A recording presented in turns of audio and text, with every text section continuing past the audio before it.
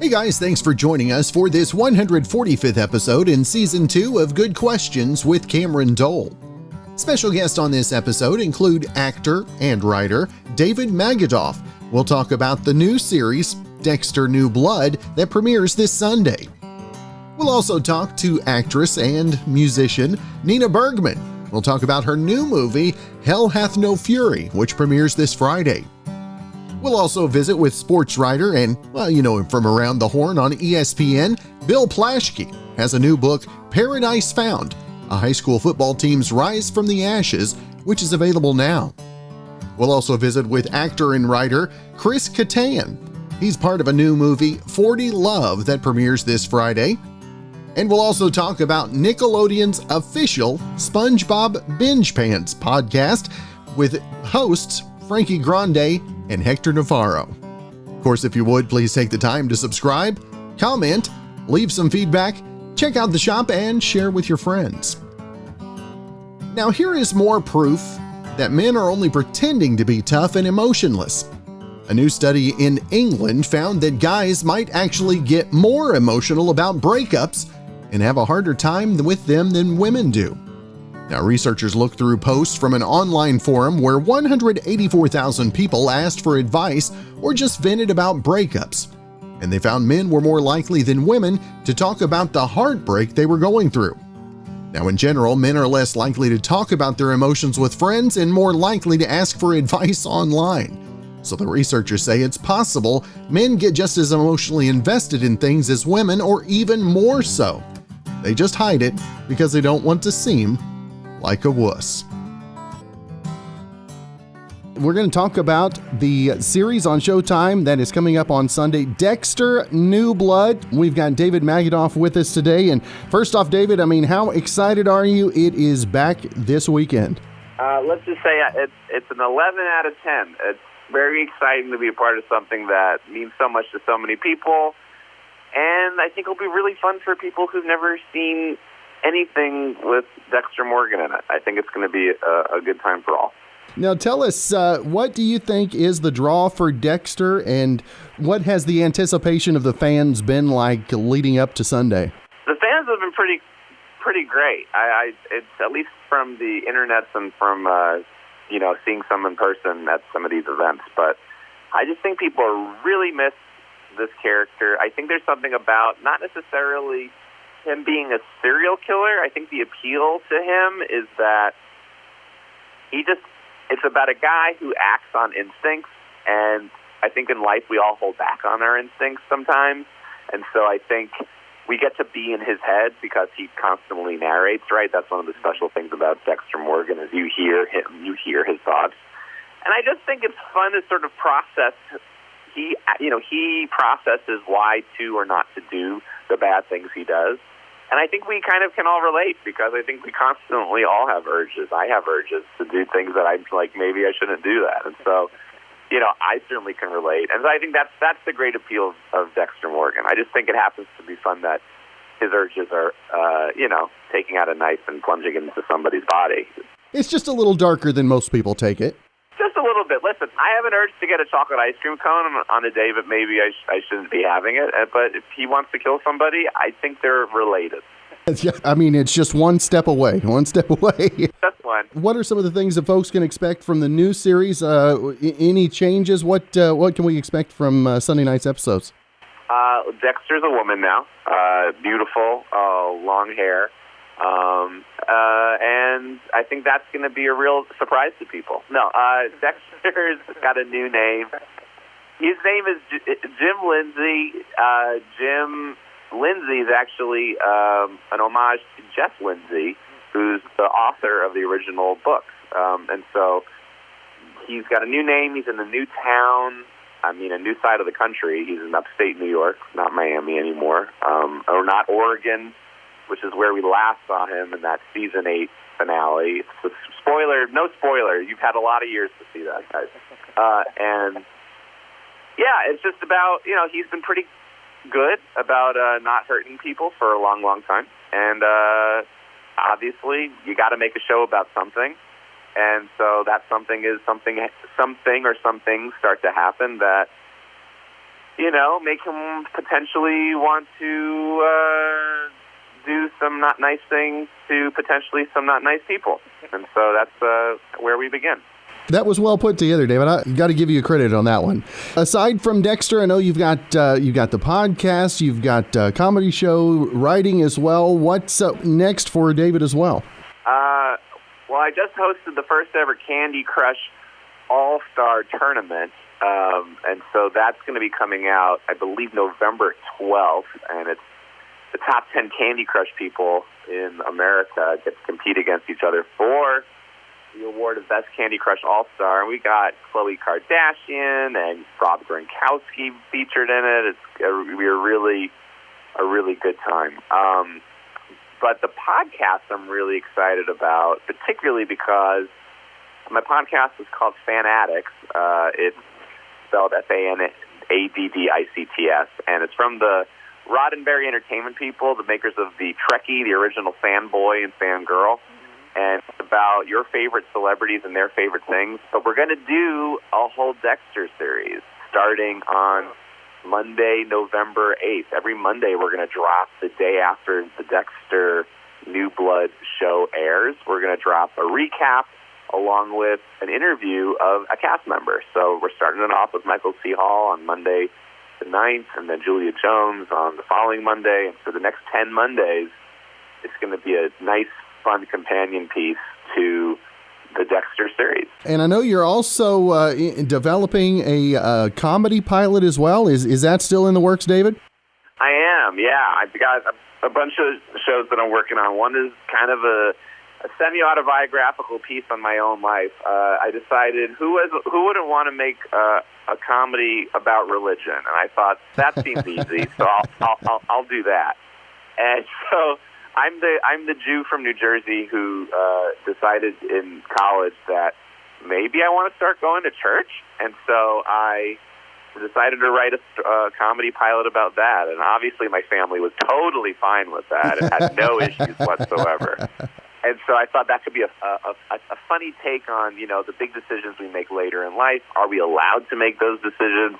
How does the family and friends around us get affected, ripple affected by, are you a Buddhist who becomes a Catholic? Are you a Muslim who becomes a Jew? I mean, there's so many things in life where can we leave the tribe that we're a part of and go into a new tribe? But also, does that make us closer to the people that we're in our lives as well? So it's a complicated thing, and I think a lot of people go through those stories, and I kind of wanted to share mine. So if people can feel at home there, great, and trying to make it a little light, trying to make it fun, some topics that are maybe a little heavier in the world. So.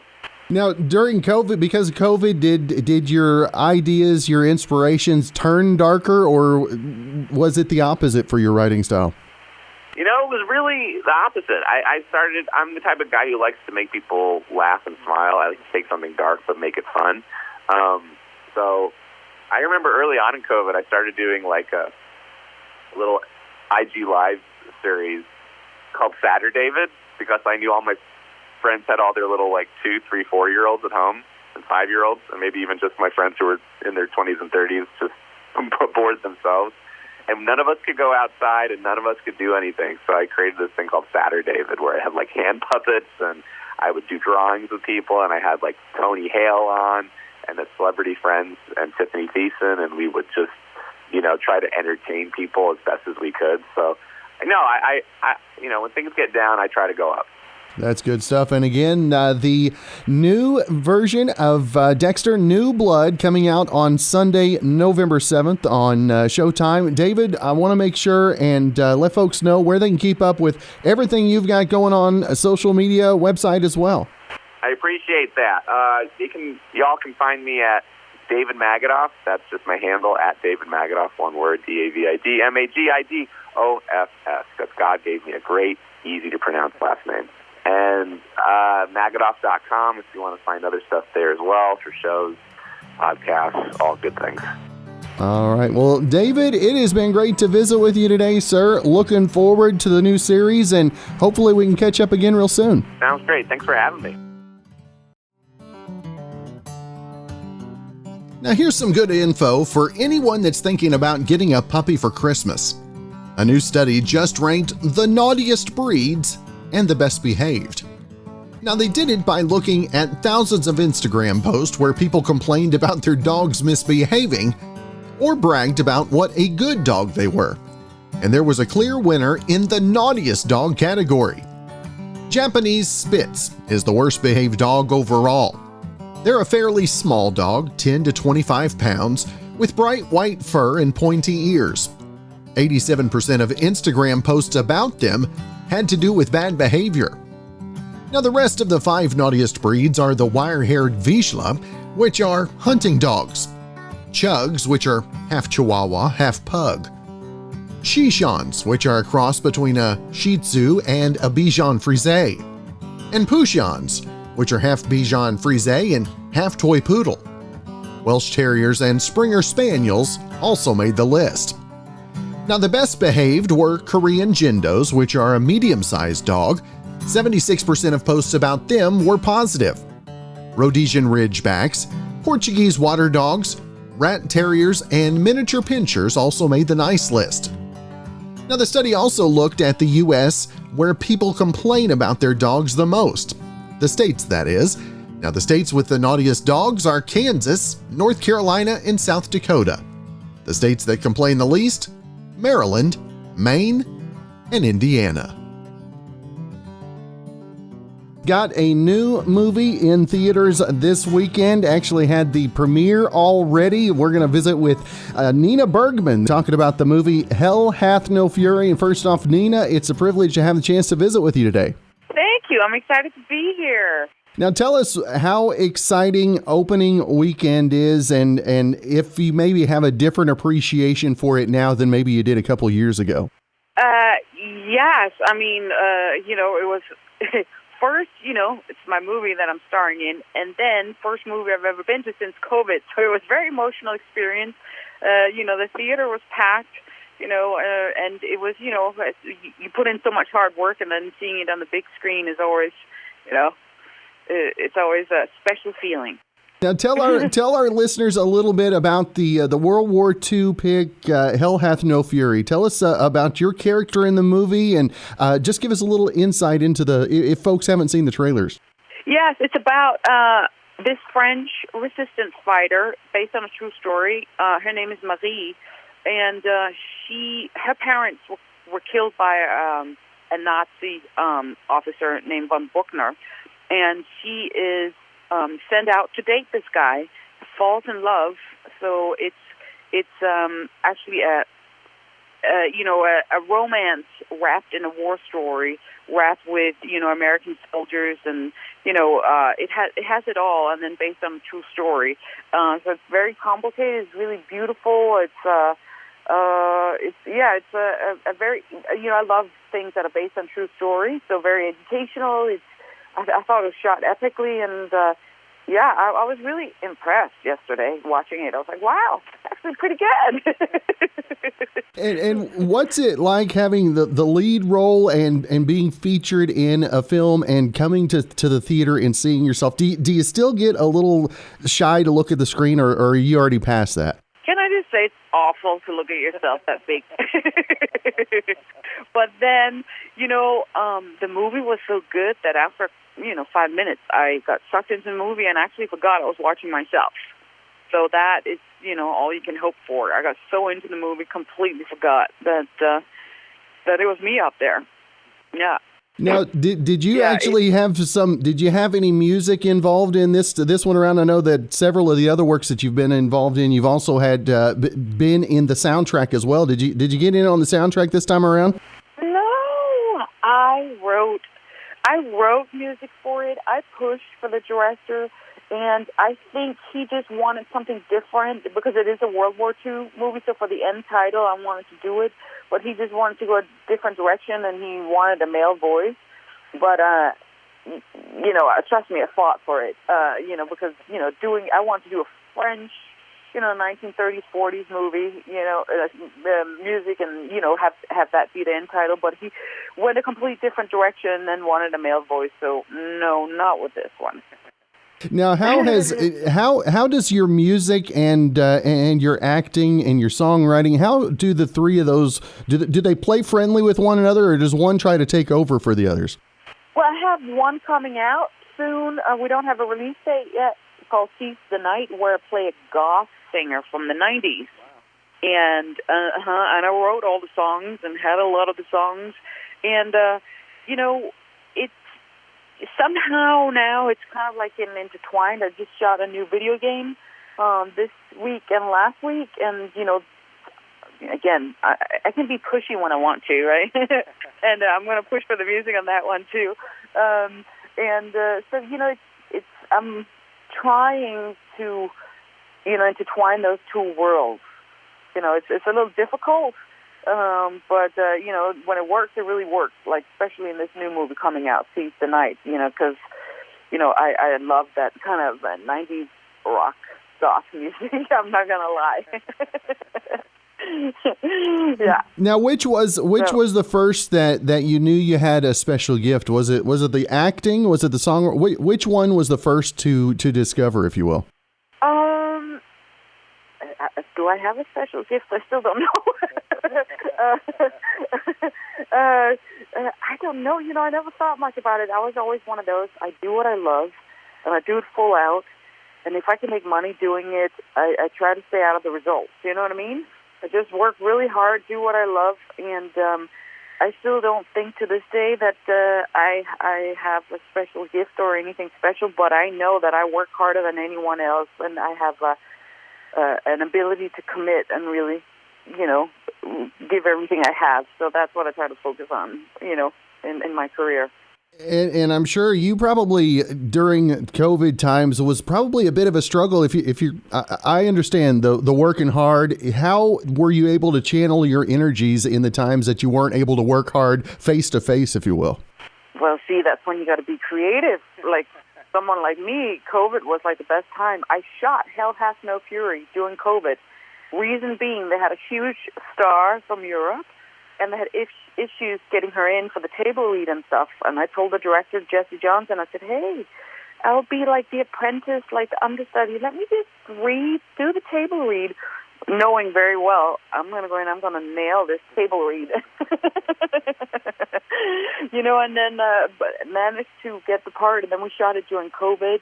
I did a live comic book during COVID, where I narrate the whole story with music that I wrote, so it's like a virtual kind of comic book, very interesting project. So I was extremely busy during COVID doing passion projects that I normally never have time to do. That's awesome. Some folks took advantage of that. You obviously did as well. So now again, the movie this weekend, Hell Hath No Fury. Nina, I always want to make sure and let folks know where they can find more about not only the movie, but everything else you've got going social media wise, music and all that. Well, I'm very active on Instagram at Nina Bergman, and my website, ninabergman.com, has everything. And the movie will be out here on the 5th in theaters, and then it will be on all streaming services and platforms except for Netflix, I believe, on the 9th. So, just Google Nina Bergman. You'll find something somewhere. That's awesome. Well, again, check out the film in theaters this weekend, Hell Hath No Fury. And again, Nina, it's been great to visit with you. I hope you have a great rest of your week. Get a little bit of rest after opening night, right? Yeah, right. Thank you so much for having me on. I appreciate it.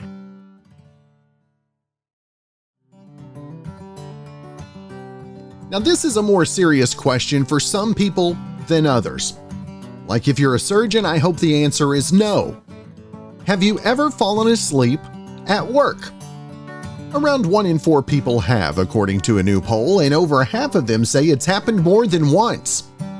Now, you'd expect older people to be more likely to say that it's happened to them just because they've spent more years in the workforce. But people between 25 and 50 were the most likely to say yes, 28% compared to 17% of people over 65. A separate study just came out that looked at how tired workers are in all 50 states, and according to the results, the most sleep-deprived workers are in Hawaii. Now, the 10 states where workers are most likely to be underslept are Hawaii, Kentucky, Georgia, Alabama, Maryland, New York, Indiana, South Carolina, Michigan, and Delaware. And the least sleep-deprived states are all fairly rural. They include South Dakota, Colorado, Minnesota, Montana, and Nebraska. I've been a fan of him for several years, a writer at the LA Times. Also, you've seen him around the Horn and several other shows. Got a new book to talk about. It's called Paradise Found, a high school football team's rise from the ashes. We've got Bill Plaschke on with us today. And first off, Bill, it's a privilege to visit with you, sir. Thanks. I'm honored. Oklahoma has always been a great favorite place of mine. Can I tell you my quick favorite Oklahoma story? So I'm there with the Lakers playing OKC in the playoffs, and I go out for a morning jog, and my hat blows off, and my shoes my shoelaces blow open, and I get blown all around. and so I come inside, and I say, God, is it always? I asked the bellman, is it always this windy here? And he looks at me and goes, dude, sing the song. Sing the first line of the song. I'm like, oh yeah, okay, I get it. So yes, I love you. I love your state. I love the folks there. And our state loves some football too. And an inspirational story here, Bill. How did you first hear about the Paradise football team and the story that was building there? I was told about a coach. There was a fire in 2018, November 8th. A fire that devastated the town of Paradise, California. 28,000 people live there. It is the most destructive wildfire in California history. It dropped the population down to 3,000 or 2,000. It raised, everybody lost their homes. Virtually everybody lost their homes. Yet the football field, the high school football field, ancient field, and the ancient school stayed intact. They didn't burn. Some parts of it melted, but they didn't burn. So the football coach, I was told, you got to check out this football coach. He's going to try to have a season next year with no town. He's going to have a team with no town. And I didn't believe it. So I went up and met with Coach Rick Prinz, and they were still locked out of the city when I got there. It was in March, and they were going to have spring practice. And he had 22 kids, and they used to have 106, and they all lost their homes, and most of them moved away. Wow. He had started with 22 kids, all wearing thrift store jeans and sweatshirts because they had no clothes. They get out to this field. It's a ratty field. It's a vacant lot. It's the only field they can find near this airport. No lines, no goalposts, no benches, just actual rocks and grass and trash. And he says, okay, let's get started. And then he realizes they don't even have a football. Wow. He says, fellas, does someone here have a football? They didn't have a football. So that's what got me going on this journey through these kids. These kids, they've all been through. So that was the start of the journey of how they're going to pull off a team, how they're going to get this town resurrected again. And the kids are all suffering from PTSD because all of them had to drive down through the fire. So they all have escape stories, incredible stories of driving down the mountain through the fire when it raged through the town that morning. Burned up their whole lives, their whole childhood's gone. So it's a story about football as a connective tissue in a community, football as an inspiration, football as a safe haven for these kids who had nothing else. It was normalcy for them. They had to play. And they went through great lengths, and you'll see in the book, great lengths with they don't know where they're living, they don't know where they're eating, they don't have any equipment, they don't have any food. Yet they insist on playing this season. And it turns out to be a great season. It turns out to be a wonderful, they head toward a championship. It's a great story. Do stories like this, how do they affect you as a writer and a reporter? These have got to be the ones that are the silver linings, because I know you have to cover so many of the dark stories as well. But how much do you appreciate these kind of stories to be able to share? Yeah, you're so right, Cameron. I get so tired of ripping USC football or going after the Chargers or ripping the Dodgers. I get so tired of that. This really renewed my faith in the power of sports to connect us, to bind us, to inspire us. Sports is the common denominator, it's our common language. And their first game, August 23rd, against Williams High School, at the school they had to pay. They had to bribe schools to play them. Nobody wanted to play them because they thought if they beat them, they looked like bullies. And if they'd lose to them, you lost to a team that had no talent. So you look bad. So there was no win situation. So they bribed with some donations. They bribed Williams to come play him. First game, August 23rd. It's the first time anybody had been back in town. The town was still a smoldering wreck. So people showed up from everywhere, 5,000, crying, screaming, hugging. It was like a family reunion. And I knew then sports is so powerful that really, this is what that book's about, is the power of sports to change, to inspire, to uplift, and to resurrect this whole city.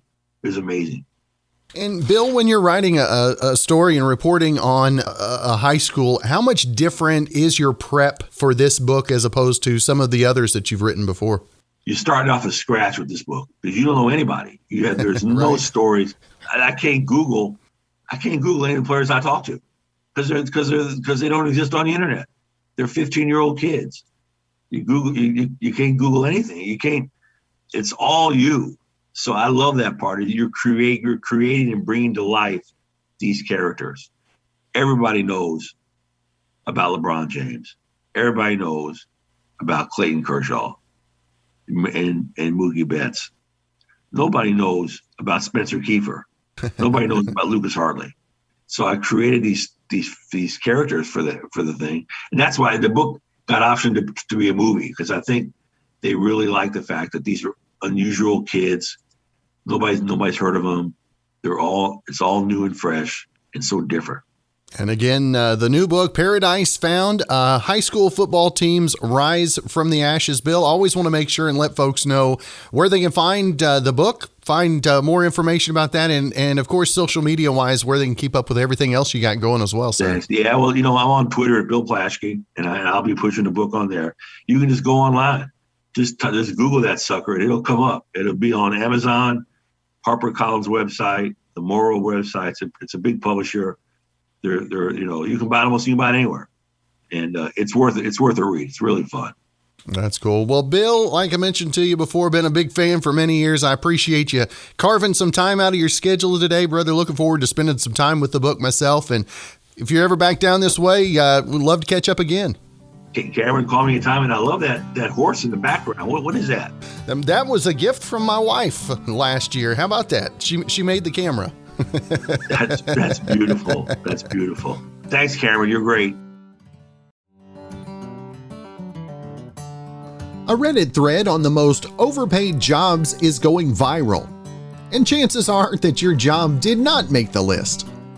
Here are a few of the ones that did. Number 1, famous actors. Millions of dollars for a few weeks of work, pretty nuts. Number 2, professional athletes. Forbes says Conor McGregor was the highest paid athlete last year, making $180 million. And he did lose both of his fights in 2021, just saying. Number 3, college football coaches, often the highest paid public employee in their state. Number 4, paparazzi.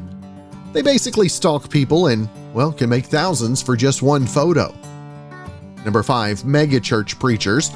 Not all preachers, just the ones who fly around in private jets. Number 6, real estate agents. 3% commission on a $500,000 house is pretty sweet, especially when houses are flying off the shelf. Number 7, social media influencers. Some make millions just posting crap on Instagram. Number 8, CEOs. With their salary, stock options, and perks, some make more than you even realize. At least 15 CEOs made over $100 million last year. Number 9, superintendents, because they make so much more than teachers. And number 10, therapists, the bad ones at least.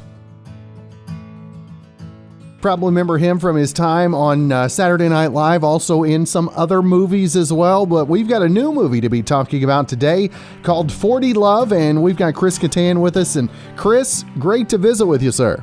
Thanks, man. Good to hear you. I love being on the show.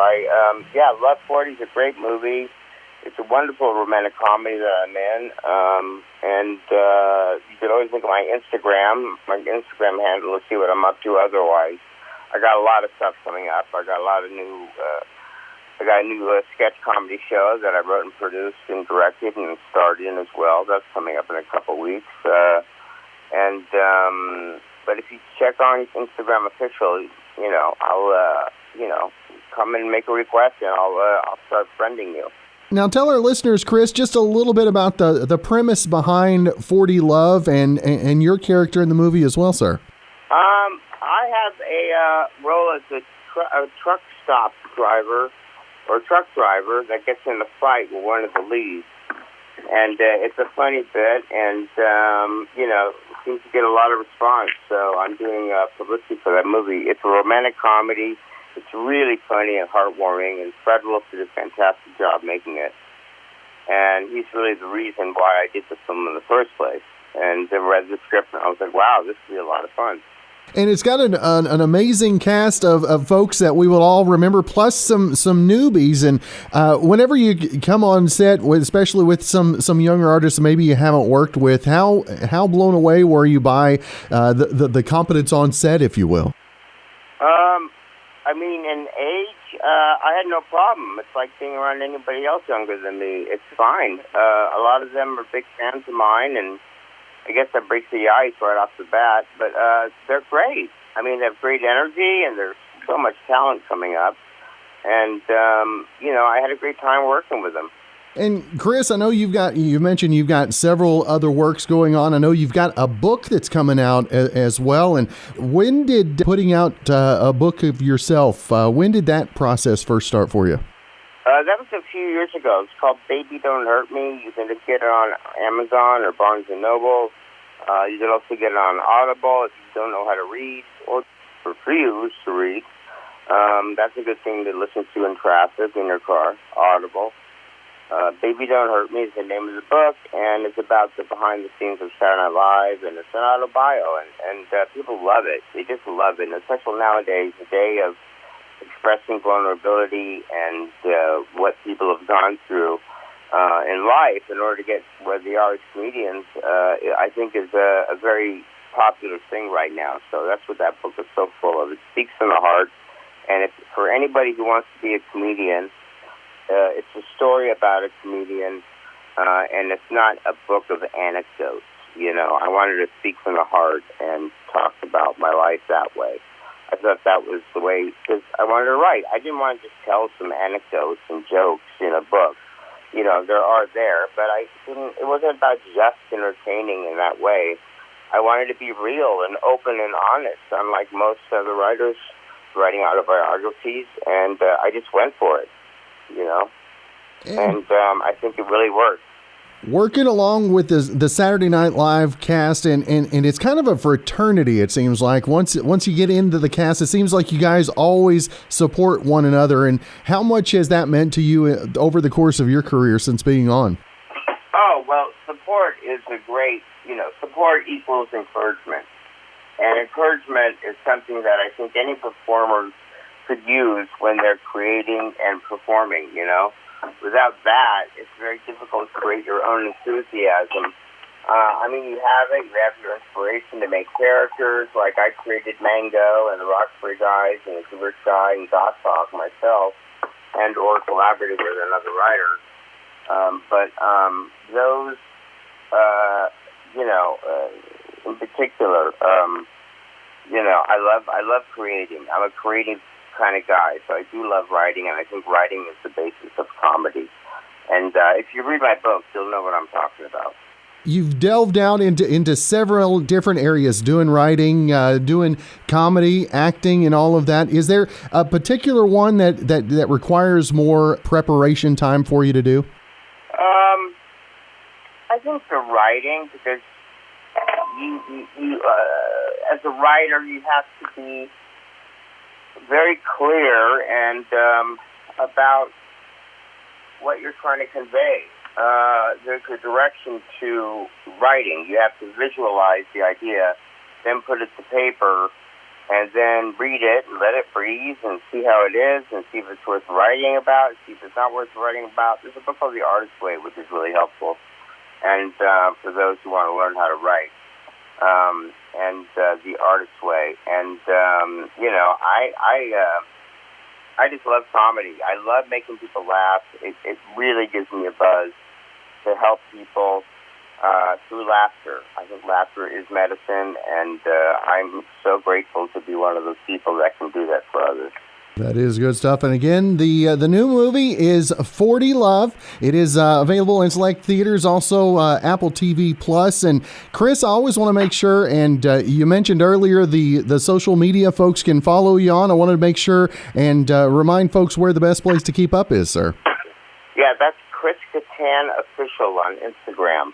And that goes directly to my Facebook, and that goes directly to my Twitter account as well. But Instagram is where I'm at, because I can post videos and chat with my fans and all that stuff. So, other than just a cameo that you could book, I prefer, just communicate with me through Instagram, and I'll say hello back. If I GG you, and you GG me. There you go. Well, again, check out the new movie, 40 Love. Also, look up his book, Baby Don't Hurt Me. Chris Kattan, great to visit with you, sir, and I hope you have a great weekend. Thank you so much. Got a question for you. Can hatred ever unite people? I'm going to say it can, because here are 10 things that are universally hated by everyone on Earth. Number 1, loud chewing. Everyone hates it. But if it makes you angry, you might have a condition called misophonia. Number 2, slow walkers, especially when you're behind them on the sidewalk and can't pass, am I right? Number 3, group texts with too many people. So there's a ding every 5 seconds. Please don't include me in those. Number 4, being told to calm down. It almost always has the opposite effect. Number 5, talking during movies. Now, it's surprising how many people still do it. Number 6, people who clip their nails in public. Now, do it in your own home and don't make us watch. Number 7, close talkers, especially during the pandemic. Number 8, drivers who don't use turn signals. Now, it's for everyone's safety, not just yours. Number 9, slow internet. Even if it slowed down for a minute, we get enraged. And number 10, couples who argue in front of their friends. Now, it makes everyone uncomfortable, especially if they try to get you to pick sides or back them up. If you know me, you know our family, we love some SpongeBob. We're going to talk about a new podcast, SpongeBob Binge Pants, and we've got Hector Navarro and Frankie Grande with us today. And Hector and Frankie, I appreciate you guys taking some time to talk about one of my favorite shows of all time. Oh my goodness, that's what we do all day long. So I'm just so excited to talk to another person who loves SpongeBob as much as Hector and I do. So thank you for having us. Yeah, a normal Thursday for us, Cameron. But we really appreciate you having us on your show. Thank you so much. And Hector, I guess I should ask you, the cartoon aficionado, if there ever was one. What is it about SpongeBob that makes it so special for everybody? Listen, Cameron, you can watch the show with your wife and your daughter, and families can watch the show together. I think Frankie at one point said, the show is accessible from people ages 9 to 99, which is absolutely true. All of our grandparents know who SpongeBob is. And I think the thing that makes the show so special is so many different things, but number one is SpongeBob himself. That little yellow sponge is such a brilliant ray of sunshine, and he stands shoulder to shoulder with characters like Bugs Bunny and Mickey Mouse and Fred Flintstone and Scooby-Doo and the most famous cartoon characters ever because of how unique and beautiful he is. And he came along at a time where the 90s was all about cynicism and coolness and edginess, and right at the end of that decade comes SpongeBob, and he's like, I'm going to usher you in to the new millennium with some positive attitudes, some joy, and we have just been fans of his ever since. And Frankie, I'll ask you, what is it about SpongeBob for you personally? Oh my goodness, I relate to SpongeBob on a cosmic level. I try to go through life being that beam of light and that source of joy and that rainbow of energy for everyone around me, because I know that life is difficult and I know how hard it is for everybody out there. And so my motto has always been shine bright like a Frankie. When people throw shade, shine brighter. That's like on my merch. It's on my clothing. So, you know, I got that joie de vivre, or rather I saw that in another person very young, and it was SpongeBob. You know, he just is that source of light and joy and positivity for Squidward, for Sandy, for Patrick, for Mr. Krabs, for anyone who needs that burst of energy. And it seems to be endless, even though we do see SpongeBob break down and be human very often. And that's also why I really like the character, because it isn't just unattainable. It seems like he's a real person, and I relate to that very deeply. So, you know, to me, SpongeBob is my ideal, and I continue to be that. It's so sad when little SpongeBob is crying and he cries his tears and then they're absorbed back into him, and then he cries the tears out, and then there's like, we feel for that little guy so much.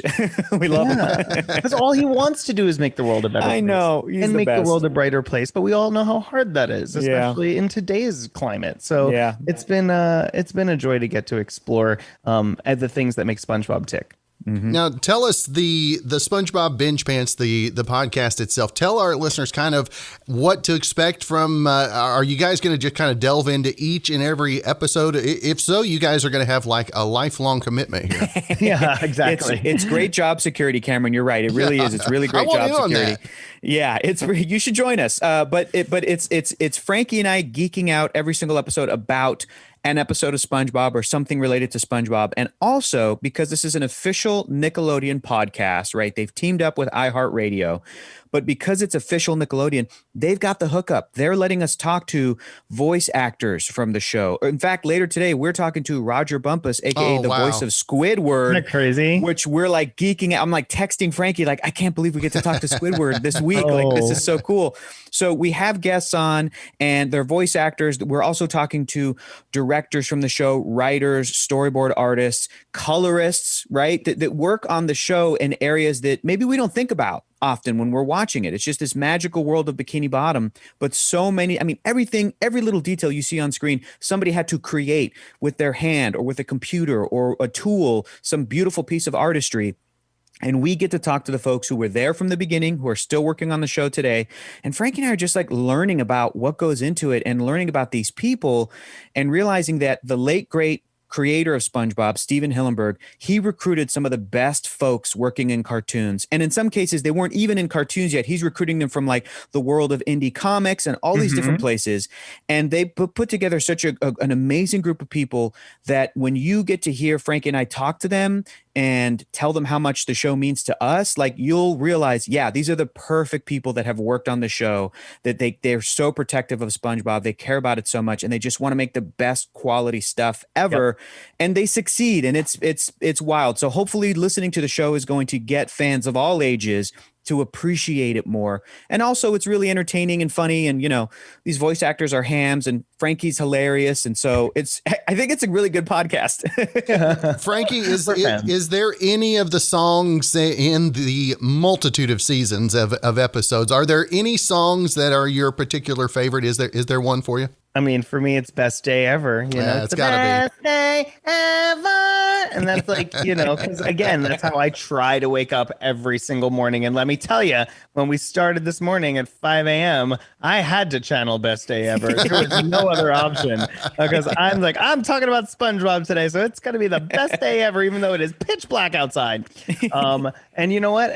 That's one of my favorites. Absolutely. It always has been. But there are so many good songs. That is right. Now, what is do you have a particular episode that is your favorite? If you had to sit down and watch one, which one would you pick? I want to take this one. I think it's tough because Frankie and I grew up with the show, so we have our nostalgic favorites. Yes. And as we're watching the show, I think we're maybe like picking new favorite episodes and realizing like, oh, this is amazing. This is amazing. But I got to go with Pizza Delivery. It's early in season 1.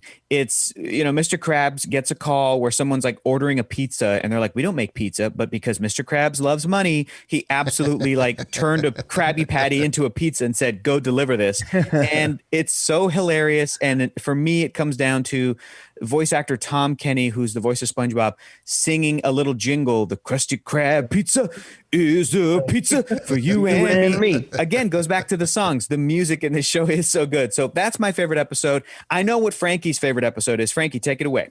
I love, Home Sweet Pineapple. I just find it to be so an endearing episode where we kind of just get to see the best qualities of each of the characters. As SpongeBob becomes someone that is experiencing homelessness, and then you see like where is he going to go and where is he going to live and who's going to step up to the plate, and then eventually, of course, everything solves itself. But I think it's just a beautiful little episode, I laughed so hard during it because there's this one scene with Patrick where it's like, it's so funny. It's very relatable because it's like SpongeBob has to try to be roommates with his best friend and it goes horribly wrong. And I'm like, that is so relatable. Like your best, obviously, like I have best friends who like, I can't live with them at all. And nope. I just find that, and then he has to go to live with his parents. It's just a very relatable episode to me. And I think it's hysterical. That's cool. Well, Frankie and Hector, I want to make sure and let our listeners know where they can find SpongeBob Binge Pants and of course where they can follow each of you social media. I guess Frankie, if let you go first, if you would. Yes, you can listen to SpongeBob Binge Pants anywhere where you stream your podcasts, whether that be Apple Music or Spotify or anywhere that you get your podcasts, iHeartRadio app, anywhere you do. So please take a listen to us, and you can find me on socials at Frankie J. Grande. And I'm on Twitter and Instagram at Hector is Funny, where occasionally I'm funny occasionally. So check that out. Thank you. That's awesome. Well, I look forward to checking out the podcast myself. And again, thank you guys for helping me gain some cool points today. Oh, Cameron, you're the best, man. I hope that you and your family enjoy the show, and the best to you guys. Well, thanks again for joining us for this 145th episode in Season 2 of Good Questions with Cameron Dole. If you ever have a comment, a question, maybe anything else you'd like to know, just hit me up on the contact page at gqwithcam.com. You can also find me on Instagram, Twitter, TikTok, and Facebook at GQWithCam. If you'd like to help out in the funding for this podcast, you can visit our merch store where we've got hoodies, shirts, tumblers, mugs, stickers, backpacks, and more. That's gqwithcam.com/shop. And if you have a special guest idea, just email me, gqwithcam@gmail.com. Thanks again to our good friend Brandon Allen for coming up with our theme music. We're going to let him play us out and hope you guys have a great rest of your evening.